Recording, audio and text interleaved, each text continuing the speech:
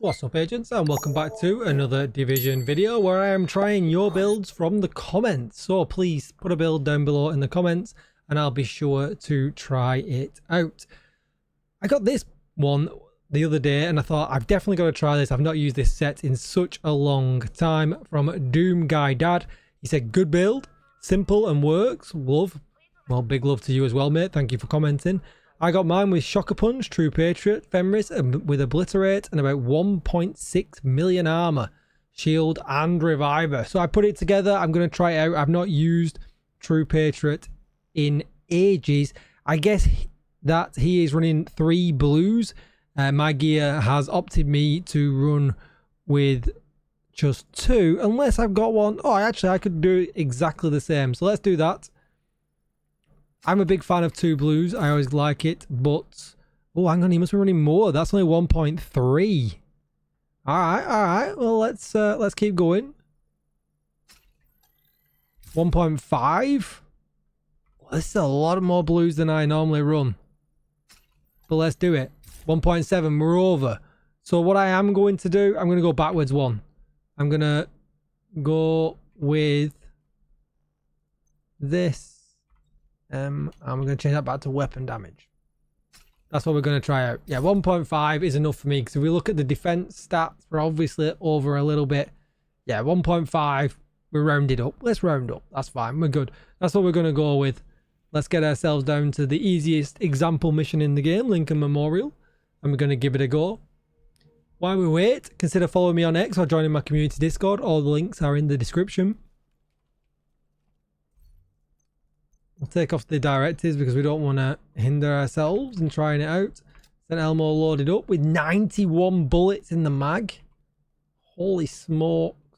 We need you to secure the memorial and remove the True Sun's forces. Now, I'm not so sure that I would actually use the benefit of the shock punch.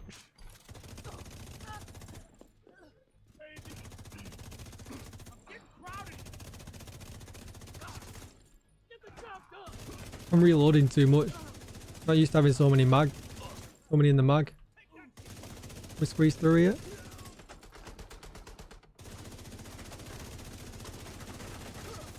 Oh, do you know what we've not seen yet? Maybe we'll see when we get to some elites in a little bit. The red, white, and blue explosion that we should be getting.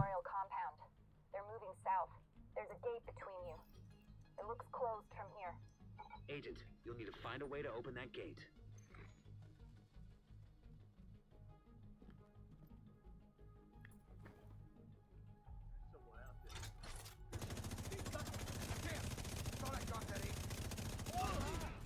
There it is.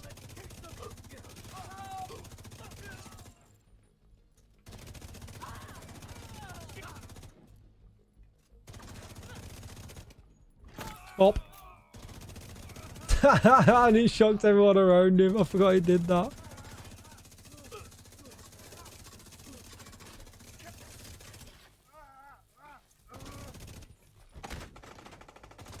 Actually, I wonder what the cooldown is on it. Wait, we got the explosion.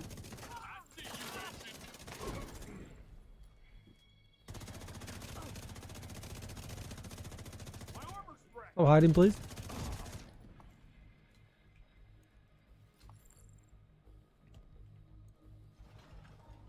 Actually, a lot of fun. I like it a lot.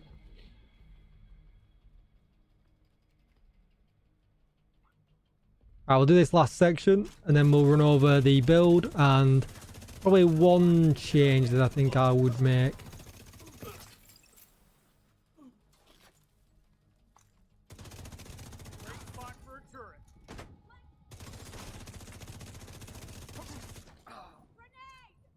This is the real test here now. Let's see how we get on with these bad boys.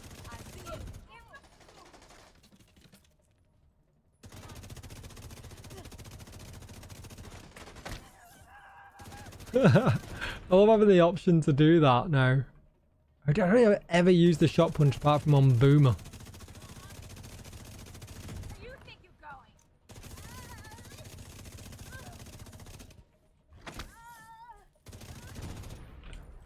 Wonder if they're all being shot down below. That's why I did that.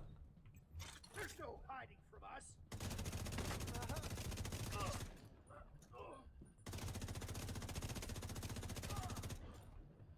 Alright, where's the big guy? Let's get the red, white and blue on. Let's get them fireworks.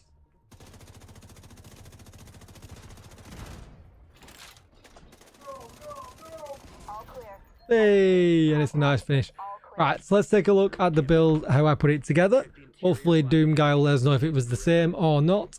But obviously the St. Elmo's engine and gunner, armor on kill, no brainer. My St. Elmo has got damage to target recover on it and 25 expertise, which is definitely going to help as we're running quite a few blues in this build. The chest piece, Fenris for 10% assault rifle damage, weapon damage, crit chance, crit damage, crit chance with obliterate, which is just really, really nice. And then we're running True Patriot. Now, True Patriot gives us 30% extra ammo capacity, 30% extra magazine size, and then the red, white, and blue buff. So basically, every 2 seconds, enemies you shoot receive a stacking debuff of red, white, and blue. I really feel like they need to make that 1 second. We are so powerful now that it is very hard to stack all three. Red amplifies the enemy's damage taken by 8%, which is the one that we always want, let's face it.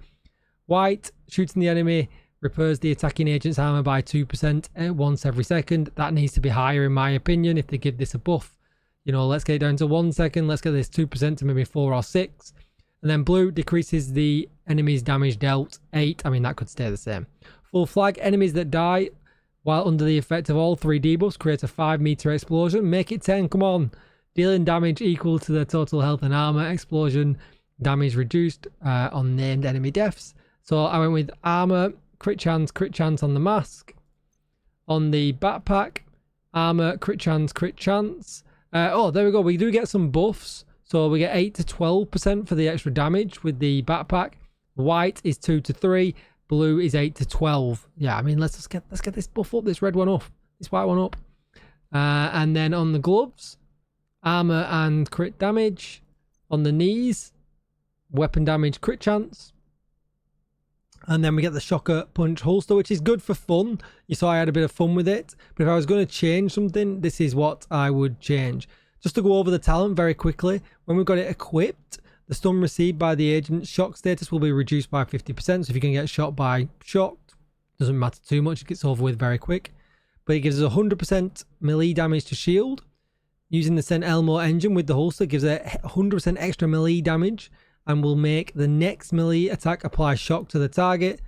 All 3 items will offer all of the above mentioned bonuses, and shock from melee attacks will have a 5-meter radius. I wish that was a bit bigger than the 15-second cooldown. And as you can see, I used it for Boomer. Is he still susceptible to this? Does this still work by equipping and unequipping? Let me know in the comments down below. I've not done that for such a long time. If I was going to change anything, I would probably just change the holster out and go with... I would go with a Group O holster just for some extra deeps. Weapon damage, crit chance, crit damage would be my go-to, and then swap a mod round so that you're counting for that extra crit chance.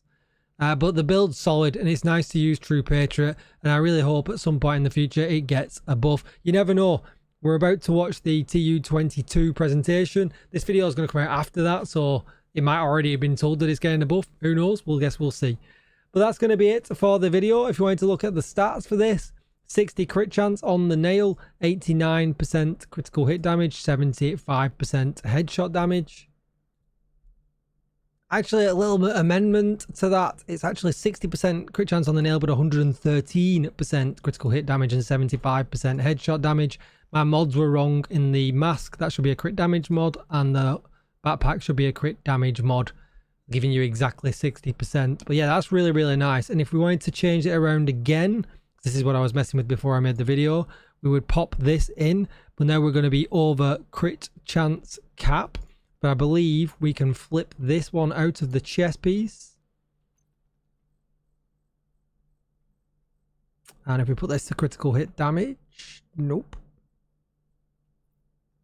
Yep. Look at the stats. Now we're still at 60, but we're at 152% crit damage, which will bolster the damage massively for, you know, for just swapping one blue out, going 3 red, 3 blue. You wouldn't have to do that. You could change the core attribute if you wanted to, but this is probably how I would run this.